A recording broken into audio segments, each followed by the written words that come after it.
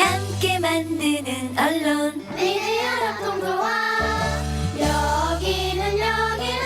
여기는 국민TV. 함께 만드는 언론 미디어 협동조합. 여기는 국민TV.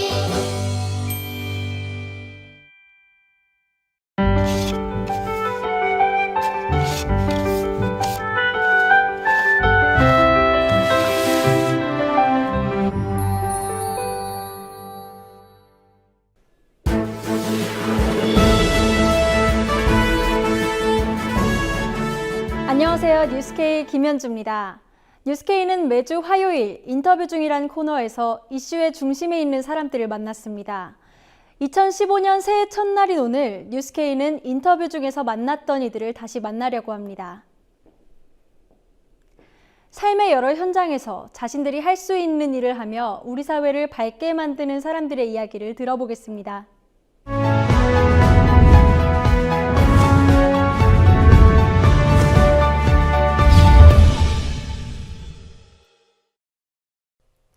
첫 번째로 만나볼 주인공들은 권력에 맞섰던 사람들입니다. 청와대가 민간인 불법 사찰에 개입한 사실을 폭로하고 비리재단의 대학 복귀에 반대하며 단식에 나서는 등 부당한 권력에 짱돌을 던져왔습니다. 이 과정에서 직장을 잃기도 했지만 이들은 포기하진 않았습니다. 제가 공무원으로서 마지막 국민께 도리를 다한다는 할 수 있는 일이 있다면 그 상황에서 진실을 국민들에게 말하는 것.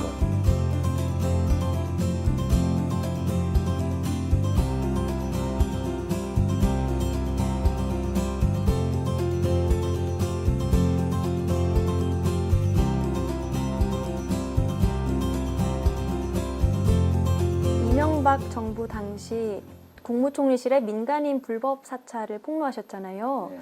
그 모르는 분들도 있으실 것 같은데 민간인 불법 사찰은 2008년 촛불 집회가 일어나는 시기에 김종익 씨를 이제 국무총리실이 사찰을 한 거였거든요. 2010년에 이에 대한 수사가 있었고 이 수사 과정에서 증거인멸이 이루어졌는데 당시 수사는 총리실 공무원들의 어떤 일탈 행위로 이렇게 마무리가 되었는데 이제 그것이 아니고 이 증거인멸은 청와대의 지시로 이루어진 것이다. 청와대가 주도적으로 모든 것을 해서 이루어진 것이다라고 제가 폭로를 했던 것입니다.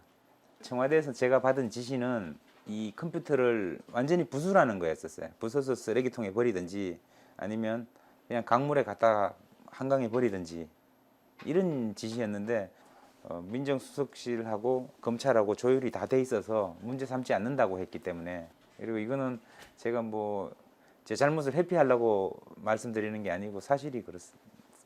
두 차례 수사와 재판을 받으시면서 검찰이나 법원에 대해 어떤 느낌을 받으셨어요? 검찰의 수사는 제가 받은 느낌을 말씀드리자면 수사를 하는 기관이라기보다는 어떤 결론을 정해놓고 그 수사 과정을 통해서 그 결론을 향하도록 짜맞추는 기관. 그래서 권력, 청와대 그리고 자기 자신들의 그 안위를 위하는 기관. 저는 그렇게 인식이 됐어요. 검찰이 불법 사찰하고 증거인멸 이 수사를 2번 했는데 제가 당시에 그 포장도 뜯지도 않은 5천만 원짜리 덩어리, 관봉이라고 부르는 이 돈의 일련 번호뿐만 아니라 이 덩어리의 일련 번호, 제작 번호가 다 있는 거였기 때문에 추적을 해서 이게 어디서 나왔는지 또 누가 줬는지 저는 민정수석실에서 준 걸로 알고 있고, 그런데 검찰에서 수사가 전혀 진행이 안 됐어요. 전혀. 오히려 어떻게 알아봐도 이것은 파악할 수 없더라 뭐 이런 결론을 내렸고요. 그 돈을 저한테 전달한 분은 그 장인어른한테서 뭐 받아놨던 그 돈이라고만 해명을 했었는데 그것은 이제 사실이 믿을 수 없다라고 검찰이 인정을 하면서도 출처는 모르겠다. 그렇다면 민정수석실을 가서 압수수색을 한다든지 뭐 관련자들을 소환해서 조사한다든지 할 수도 있지만 검찰은 전혀 그런 수사를 진행하지 않았고, 그렇기 때문에 이 사건은 오리무중에 지금 미궁에 빠져 있고 법원은 뭐 올바른 판결을 하시는 분들도 계시겠지만 글쎄요, 아무래도 권력의 눈치를 많이 본다는 느낌, 그런 걸 보면서 우리나라 법원이 나가야 할 길이 이게 맞나 그런 생각 많이 가지게 됩니다. 우리 주변의 직장인 그리고 공무원들 모두 잠재적 장진수일 수 있다라는 말씀을 하셨는데요. 저처럼 어떤 권력이나 뭐 힘을 가진 사람들에 의해서 그냥 이용될 수도 있고요. 이게 또 잠재적 제보자일 가능성도 상당히 있습니다. 이 최근에 간첩 조작 사건, 세월호 사건 이렇게 쭉 거치면서 이 국민들, 시민들께서 가장 궁금해하시는 거는 도대체 어떻게 된 거야 그거, 진실이 뭐야 이거거든요. 그런데 그 진실은 그 당시에 그 조직 안에 있던 사람이 가장 잘 압니다. 직접 행하고 보고 했기 때문에 그 진실을 알리는 일, 거기에서부터 잘못을 시정할 수 있는 출발점이 된다. 그렇기 때문에 반드시 해야 되는 거죠. 진정한 가치가 존중되고 소중하게 여겨지는 사실은 저희들이 바라는 세상입니다.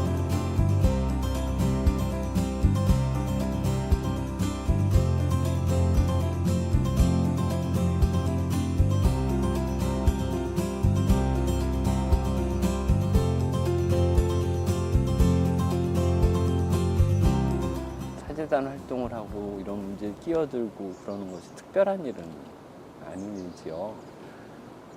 아픔이 있는 곳에 함께 있는 건 당연한데 소명에 의한 것이고요.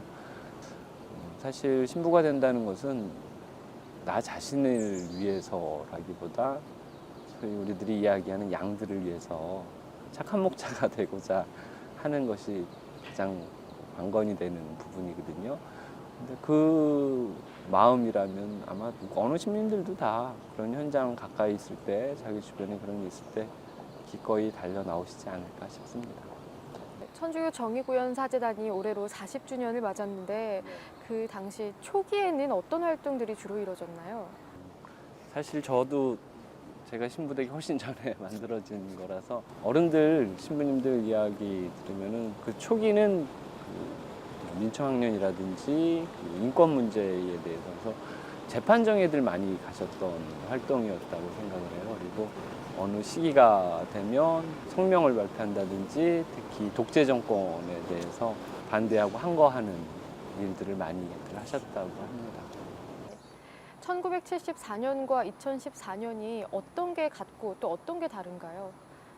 물론 이제 시대가 변했지요. 40년 전의 상황을 기억하는 분들은 살기 좋아졌다라고들 많이 이야기하고 많은 것들이 변했습니다.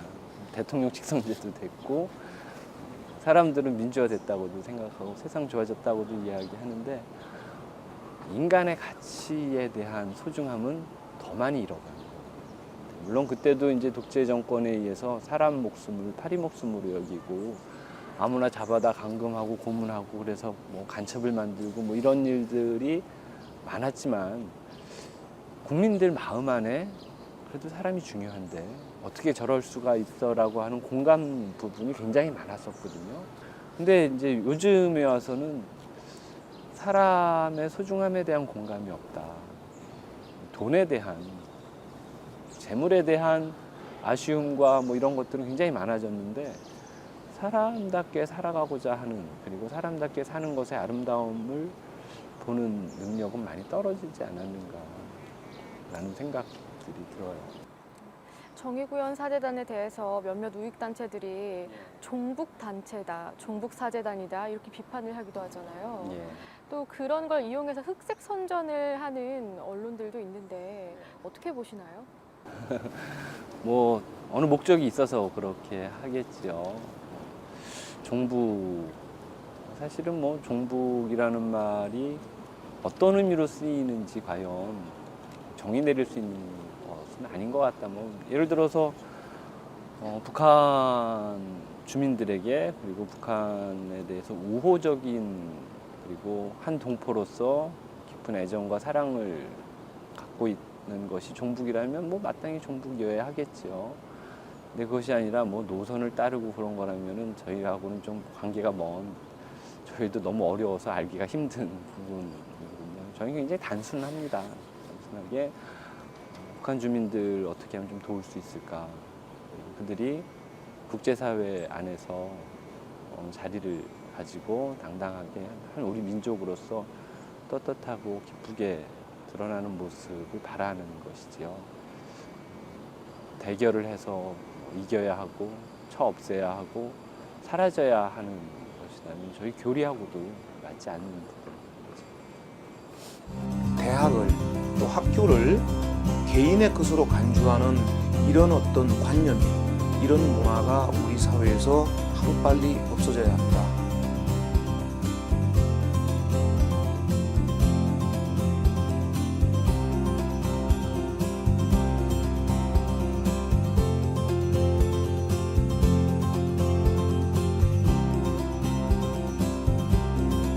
올해 초에 그 김문기의 둘째 아들이 이사장이 된 직후에 학교가 갑자기 물을 끼얹은 듯 침묵의 어떤 그런 공간으로 빠져들었어요.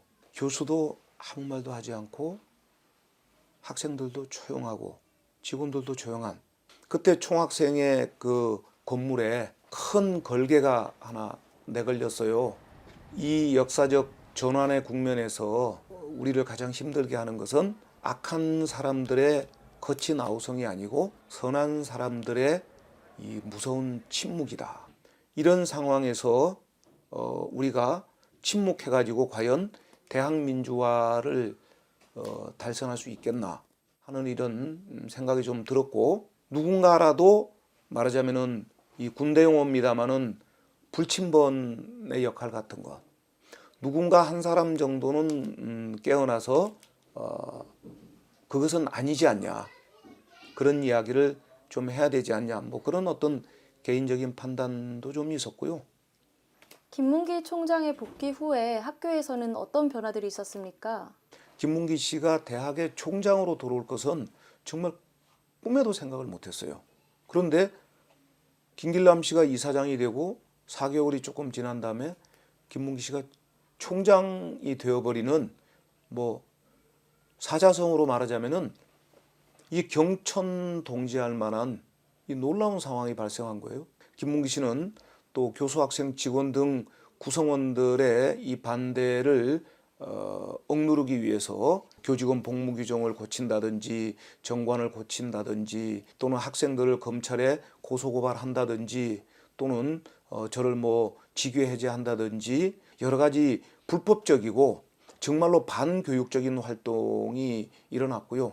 겉으로 드러나는 어떤 수업이 정상적이냐 아니냐 하는 문제 못지않게 중요한 게 우리 교수 사회가 또 학생 사회가 또 교수와 학생의 어떤 사제 관계가 말할 수 없이 이 파괴되고 황폐화된 측면이 있습니다. 또 사실은 이 투쟁 피로감 같은 것도 있는 거죠. 가장 좀 아쉽게 느끼고 우리가 반드시 회복해야 되는 게 학문과 연구를 중심으로 이루어져야 될 교수 사회의 이 인간관계가 완전히 실종되거나 파괴되어 버렸다는 겁니다.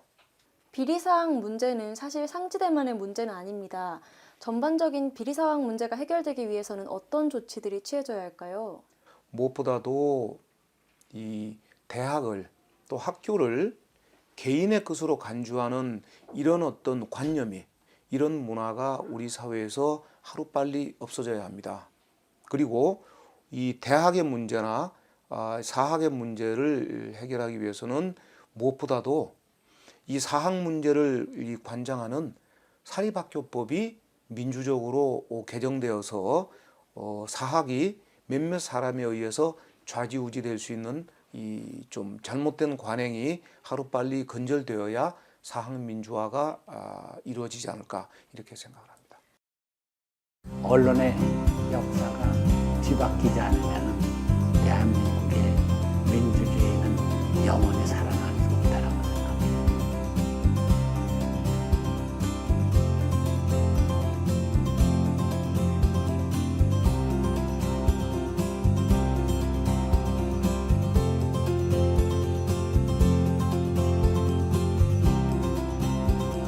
우리가 40년 전에 자유언론 실천 선언을 했던 것이 그 실천 선언이 이루어졌다면은 그러면은 이 40주년이라는 기념식 같은 것도 있을 수가 없었을 텐데 그 40년 전에 있었던 언론의 그 당시의 현실이나 지금의 현실이나 거의 언론의 자유가 이루어지지 않고 있다는 생각은 갖기 때문에 상당히 비통한 생각을 가지고 있어요. 자유언론 실천선언 이후에 동아일보 내부 분위기도 많이 바뀌었을 것 같습니다. 우선 기관원들 출입을 금지시켰죠. 금지시키면서 그동안 보도하지 못하던 기사들을 보도하기 시작을 했죠. 특히 학생들 데모.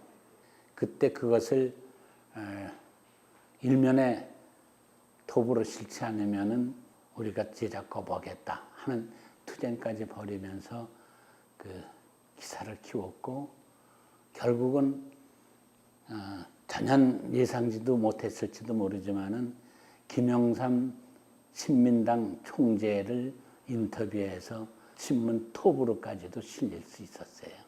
그만큼 우리가 자유언론 실천 선언하면서 그동안에 금기시 되었던 기사들이 수면에 다시 장식하게 됐죠. 그러니까 자유언론이 이루어지고 있었죠. 굉장히 피눈물 나는 투쟁이었었어요. 선생님께서 생각하시는 언론의 기본 자세는 어떤 건가요? 우선 제일 중요한 것이 언론의 자유가 없이는 민주주의 국가가 이루어질 수 없다라고 생각해요. 근데 지금 현재로 보면은 언론의 자유가 없죠. 그렇다면은 사법부 또는 입법부 자유로운가요? 지금 현재 어떤 권력에 의해서 지배받고 있는 것이지 한국의 민주주의 국가가 전혀 아니에요. 그것은 언론의 자유가 없기 때문에 자유언론이 없기 때문에 일어난 현상이라고 생각돼요. 이런 상황에서 언론인은 어떤 역할을 해야 한다고 생각하세요? 우리나라 언론이 망가지기 시작한 것 중에 하나가 언론인들이 관계나 정계로 나가는 걸 출세하는 걸로 생각하는 그런 경향이 있지 않나 하는 생각이 때 이것이 언론을 좀먹기는 일이 아닌가 하는 생각을 하고 이런 제도가 사실은 바뀌어야 된다고 생각을 해요. 이것을 사실은 실천에 옮겼던 사람의 대표적인 인물이 우리가 존경하는 송건호 선배님이신데 동아일보 우리 때문에 동아일보 편집국장을 사표를 던지시고 나오셨는데 한양대학교 신문방송학과 강사를 하시는데 중앙정보부 압력 때문에 그것도 못하시게 해놓고 청와대에서 사람을 보내서 교육부 장관으로 들어오라는 입각 제의를 했었어요. 그때 송건호 선생이 뭐라고 그랬냐면 나는 언론인이지 행정가가 아니다 하고 거절하셨어요.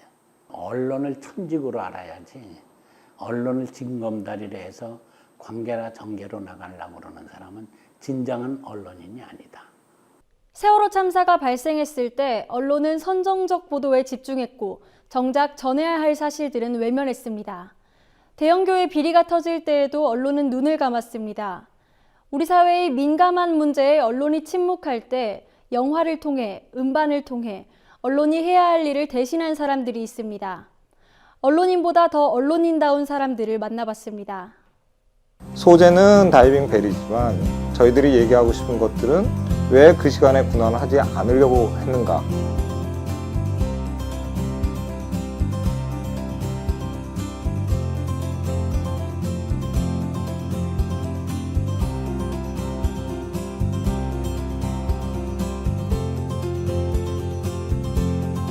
다이빙 벨이라고 하는 군환 도구와 관련된 형태의 일종의 그 사건은 어떻게 보면 세월호 사건의 군환 활동과 관련되어서 군환 당사자인 그러니까 정부와 해경 그 다음에 한편으로 그런 상황들을 보도하는 언론의 모습들이 굉장히 적나라하게 드러나는 공간이더라고요.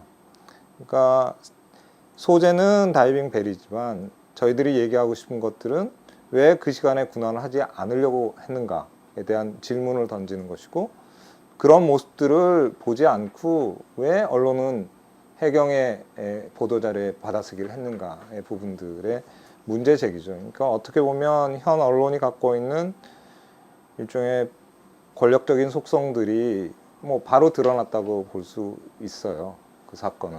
네. 영화에서 어떤 장면을 가장 부각시키고 싶으셨어요? 이종인 대표가 기자들한테 둘러싸여 있는 그 공간이에요. 그러니까 그것 하나로도 영화의 모든 걸 얘기할 수 있다고 저는 생각을 했어요. 정말 폭력적이더라고요. 사건의 본질, 내용, 군한 내용에 대해서 잘 모르는 기자들이 일종의 이종인을 한 개인을, 어떻게 보면 작은 개인이잖아요. 개인을 일종의 질문으로 말하자면 토끼몰이를 하는 그런 모습들에 어떻게 보면 진짜 전율을 느낄 정도로 폭력적이다라는 부분들. 자, 처음부터 구하실 수 있다고 생각하셨어요? 못 구한다기보다는 안 구하신 거죠 지금. 아직도 해경이나 어딘 쪽에 섭섭한 부분이 있습니까? 실험이라는 이야기가 있었어요. 거기에 대해서 어떻게 생각하십니까? 더 빨리 하실 수 있다면 더 빨리 수습하는 게 더 낫지 않나요? 공이 누구다 이것 때문에 돌아오셨다는 말 자체가 너무 궁색한 변명인 것 같습니다. 세월호 밑에서 기다리던 수종자들이 굉장히 많았는데요. 하실 말씀 있으시면 해주시죠. 왜 그 사람이 모든 군한 활동을 책임져야 되는 당사자인 것처럼 질문하는지 모르겠다라는 거죠. 그 질문 자체가 언론이 제대로 자신의 역할을 하지 못하면서 일정한 희생양을 잡아서 쏟아내는 분노와 이렇게 화풀이 같은 것처럼 느껴졌거든요. 오히려 더 취재해야 될 대상이 어디인가, 당신은 어느 공간에 가서 그런 질문을 해야 되는가들을 거기 현장에 있는 기자들한테 오히려 질문하고 싶었던 거죠. 그 권력이 뭔가 자신의 영향력을 부당하게 행사하고 있다면 그것에는 저항을 해야 된다라고 개인적으로 생각을 해서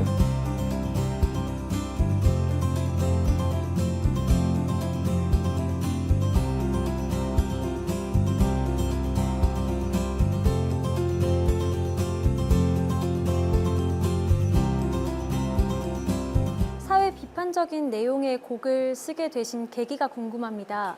무슨 특별한 계기가 있으셨던 건가요? 그냥 사회적인 문제들에 관심이 예전부터 많았어요. 그래서 그냥 관심이 많다 보니 많이 접하게 되고 정보를 많이 접하면서 나름대로 이렇게 공감을 하다 보니까 그런 가사들이 저는 자연스럽게 나오는 것 같아요. 특별한 계기가 있다기보다는. 네.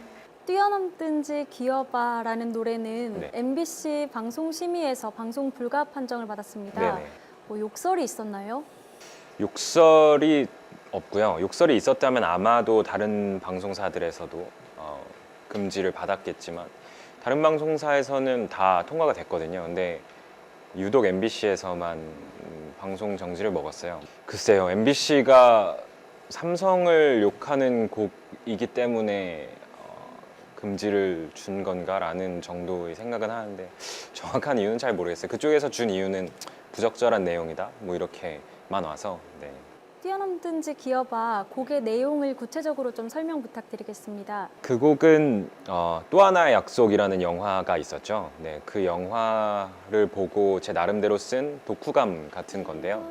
열심히 일을 한 죄로 목숨을 병에 걸려서 잃게 된, 그리고 그것 때문에 정말 긴 싸움을 하게 된 그 가족들에 대한 이야기를 보고 정말 이렇게 쭉 휘갈기듯이 써내려간 가사였어요.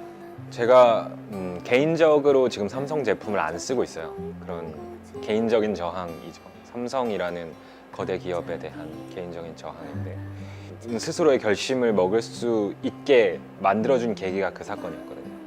삼성을 왜 이렇게 싫어하냐는 질문을 한 번쯤은 받아보셨을 것 같습니다. 사실 외국 기업이 그렇게 하고 있다면 비난은 할 수 있지만 이 정도로 싫어할 수 있을까 싶어요. 하지만 삼성은 대한민국에서 가장 큰 권력 중에 하나고 그 권력이 뭔가 자신의 영향력을 부당하게 행사하고 있다면 그것에는 저항을 해야 된다라고 개인적으로는 생각을 해서, 그래서 삼성이 그렇게 싫은 거라고 대답할 수 있겠네요. 팬들의 호불호도 갈리는 것 같습니다. 정치색이 너무 짙다 이런 비판을 하기도 하는데 어떻게 생각하십니까? 그런 비판을 할 수 있다고 생각하고요.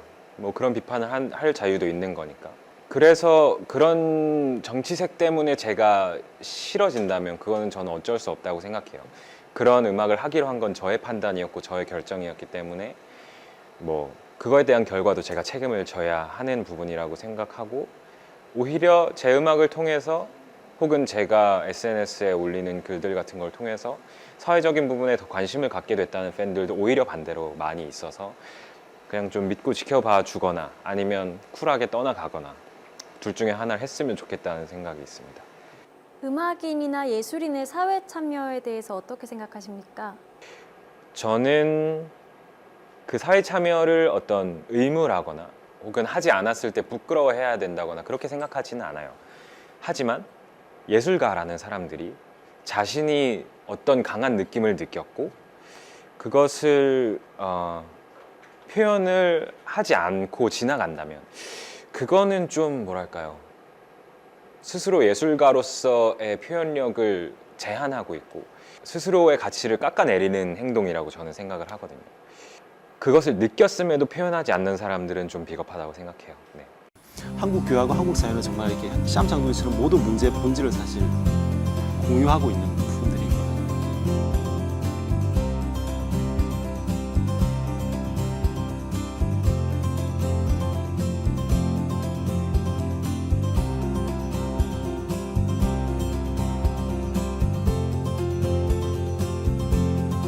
이번 영화 제목이 코바디스인데 어떤 뜻인가요?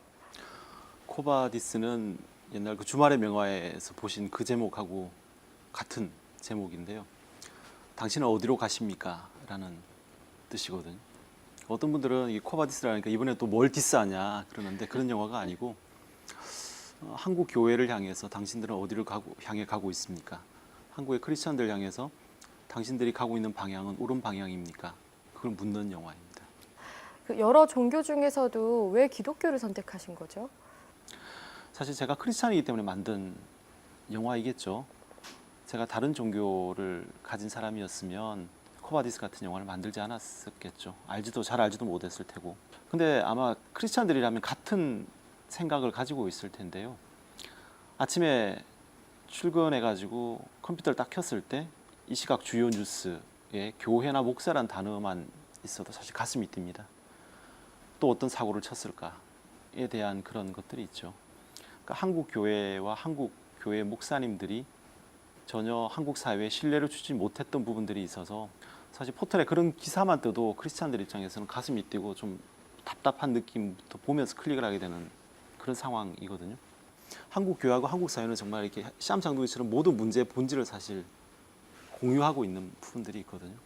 뭐 빠른 성장을 추구하고 그리고 권력과 유착이라든지 여러 가지 그런 면들에서 각자가 갖는 문제들을 아주 긴밀하게 공조하고 있기 때문에 한국 교회를 개선하고 이 문제를 정확하게 바로잡고 끊어낼 부분을 끊어내는 게 한국 사회를 개선하는 데 아주 좋은 수단이 될 수도 있습니다.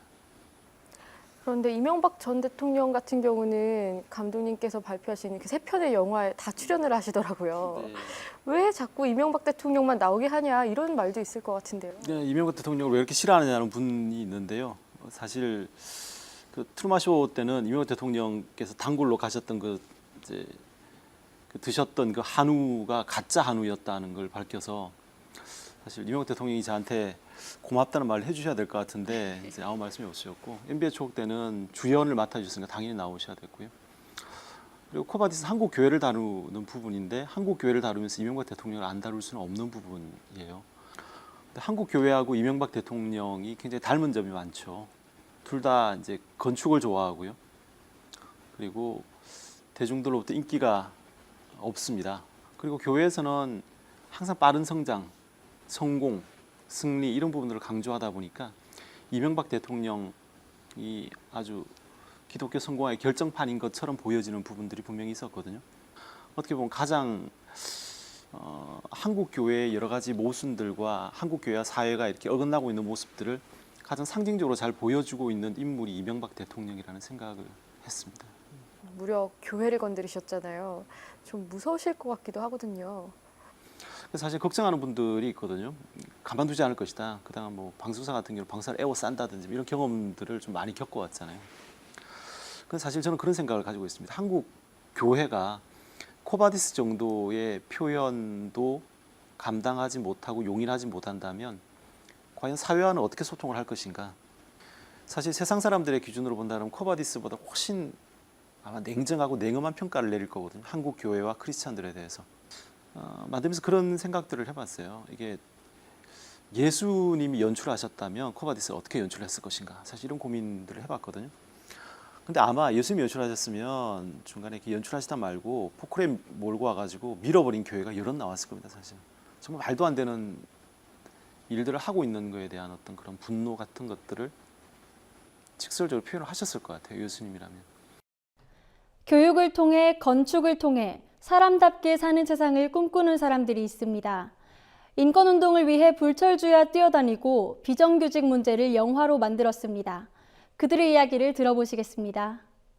학생들은 교복 입은 시민이다. 그래서 이들을 시민의 권리, 시민에게 부여되는 권리들을 부여해줘야 된다.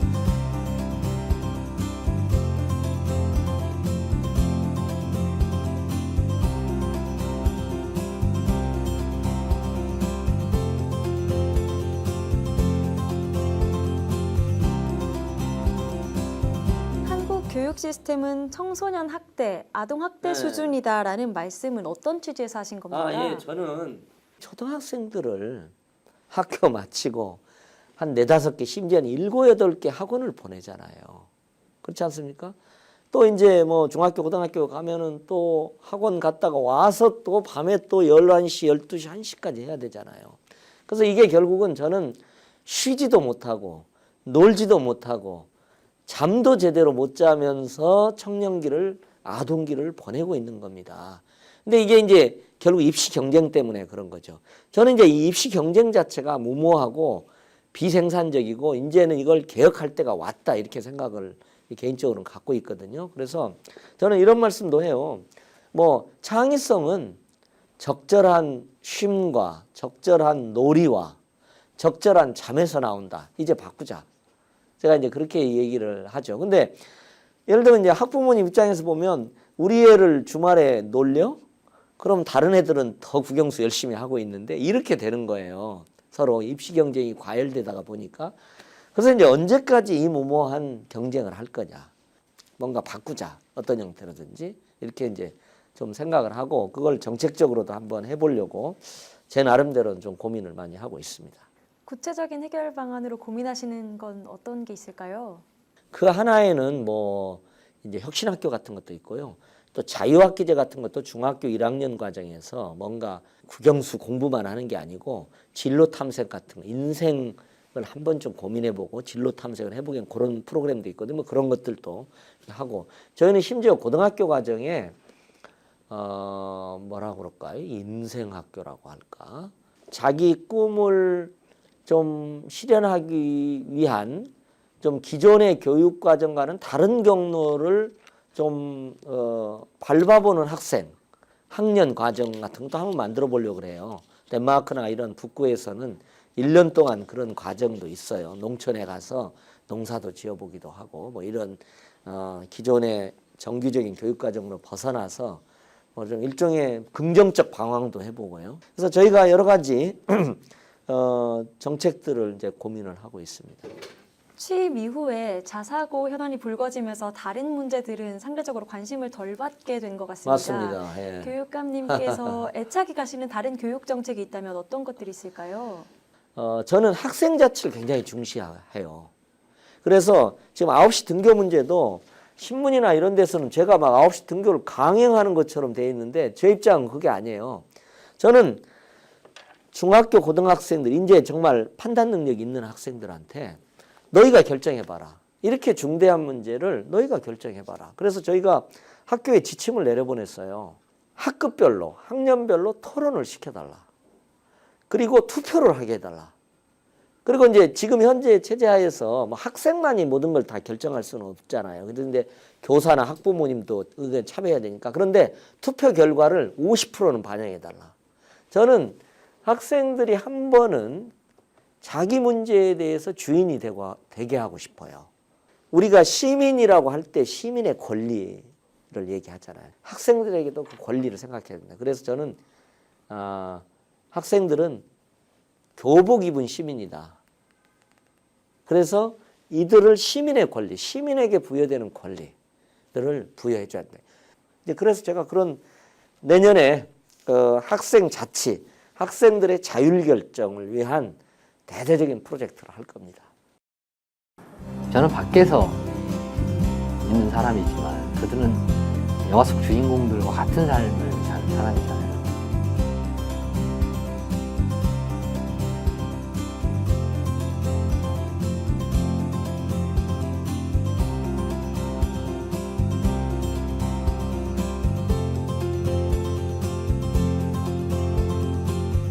제 마음속으로는 카트는 망원경 같은 영화라고 생각하고 글을 썼거든요. 그러니까 그 노동 현장에 있는 또는 파업 현장에 있는 노동자들이 사람들이 아주 멀리 있는 그들이라고 생각을 하잖아요. 그걸 망원경으로 이렇게 당겨서 보면 바로 내 옆에 있는 사람처럼 느껴지잖아요. 사실 영화의 주제도 그렇고 영화의 내용도 그렇고 그들이 멀리 있지 않고 내 바로 옆에 있는 가족이고 이웃이다라고 하는 게 저희 영화의 메시지니까 그래서 이제 망원경 같은 영화라고 제 마음속으로 생각을 한 거고요. 두 번째 작품은 이제 정반대로 현미경 같은 영화예요. 월급쟁이라는 정체성과 언론인이라는 정체성 사이에서 갈등하는 사람의 이야기라고 보면 될 것 같아요. 그러니까 그 얘기는 실은 굳이 기자일 필요도 없다고 생각을 하거든요. 그러니까 보편성을 가질 수 있는 주제라고 생각하는 것은 우리가 흔히 직장인들이 직장을 다니면서 겪게 되는 그런 순간들이 있어요. 자신의 신념과 맞지 않는 어떤 일을 해야 하는 순간이 와요. 때로는 뭐 접대도 해야 되고, 때로는 뭐 회사를 위해서 뇌물도 줘야 될 수도 있고, 때로는 하청업체의 직원들을 못 살게 구는 갑질을 하는 경우도 있을 수 있고, 또는 법규를 교묘하게 어겨서 뭔가 이득을 취하는 계약을 할 수도 있고, 사실 그런 순간에 처하게 되면 직장인들이 참 힘들잖아요. 과연 정의의 길을 가야 되나, 아니면 월급쟁이로서 그냥 좋은 게 좋은 거지 하고 이렇게 살아야 되나, 이런 고민의 순간들을 어느 누구라도 할 수 있다고 생각을 하거든요. 그리고 지금은 그런 고민을 하는 사람들이 훨씬 많다고 생각해요. 옛날에 비해서. 지금은 정의롭지 않은 사회이기 때문에. 그래서 사실은 그런 이야기가 하고 싶어요. 그게 만약에 일반 직장인이면 사회에 미치는 영향력이 좀 적죠. 파급력이. 주위 몇 사람만 좀 피해보고 말 테지만, 그게 만약 기자이거나 관료이거나 정치인이라면 대한민국에 살아가는 모든 사람들에게 큰 피해를 줄 수도 있는 거거든요. 그런 사람들의 이야기, 일반 사람들이 잘 모르는 또는 일반 사람들이 자주 겪게 되는 그런 딜레마의 순간들을 현미경으로 들여다보듯이 보여주는 영화인 거죠. 예. 건축을 소유한다고 하는 것은 아무 의미가 없습니다. 사회와 시민에게 있다고 이제 보는 게 이제 옳습니다.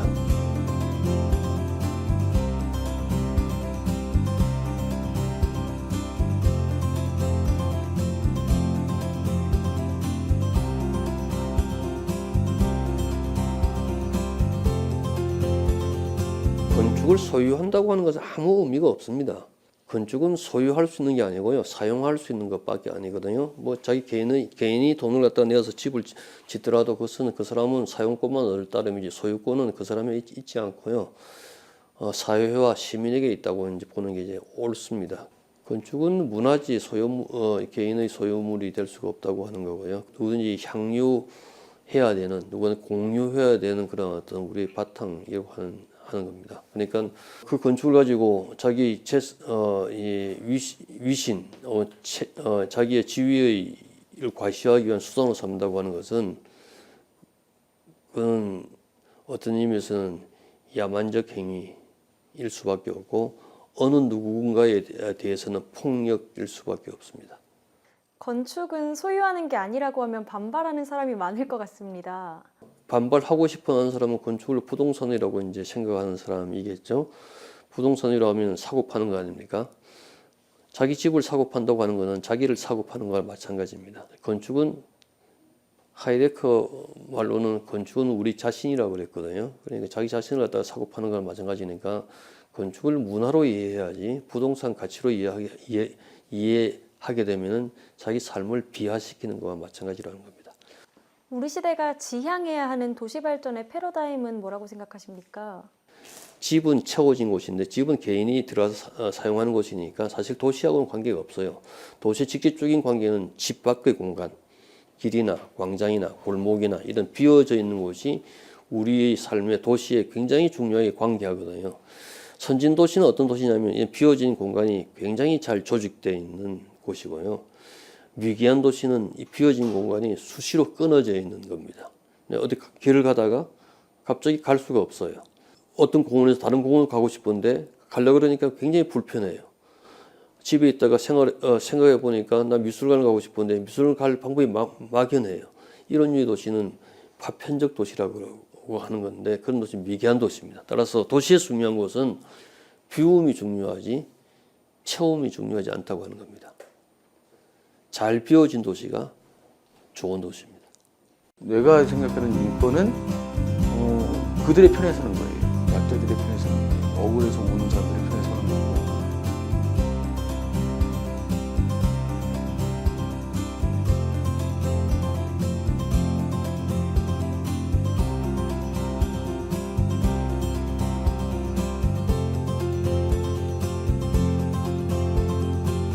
정말 많은 현장을 뛰어다니시잖아요. 벅차다고 느끼실 때가 있으셨나요? 저는 좀 힘든 거 운동하면서 사람 힘들게 하는 것도 사람이고 또 힘을 얻는 것도 사람이고 그래요.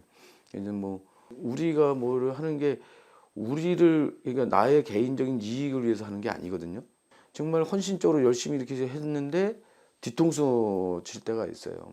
뭐 이게 장례를 이런 것도 하고 그런 속에서 이제 돌아가신 분들의 뜻이 훼손되지 않도록 이렇게 막 하고 있는데 이게 유가족들이 돈에 매수돼 가지고 오늘 갑자기 시신을 빼갖고 사라져 버린다든지 이런 거를 때는 정말 힘들어요. 그리고 정말 나의 이 진정성이 의심받으면서 마치 이제 있지도 않은 걸 가지고 또 이렇게 소문을 낸다든지 뭐 이러고 그럴 때 그 인간에 대한 어떤 그 회의감 들 때가 있죠. 근데 이제 이런 고비를 넘어가는 것도 근데 그 사람은 그러더라도 또 그 옆에 있는 사람은 또 아니거든요. 정말 그래서 그 사람한테 다시 힘을 얻기도 하고 자기들은 모르지만 그 사람들한테 이제 그 사람들 생각 속에서 또 그 사람이 살아온 삶 속에서 난 또 이렇게 교훈을 얻기도 하고 그래서 그 사람들 가지고 하는 게 또 즐겁게 연대할 수 있고 이런 힘들도 만들어내고 뭐 이렇게 가는 거죠. 그러니까 사람들을 만나시면서 다시 충전이 되신다 이런 말씀이신가요? 그렇죠. 예. 선생님께서 생각하고 그리는 인권이란 무엇인가요? 인권은요, 저는 뭐 명확하게 생각을 합니다. 인권이라고 하는 거는요, 약자들의 것이거든요.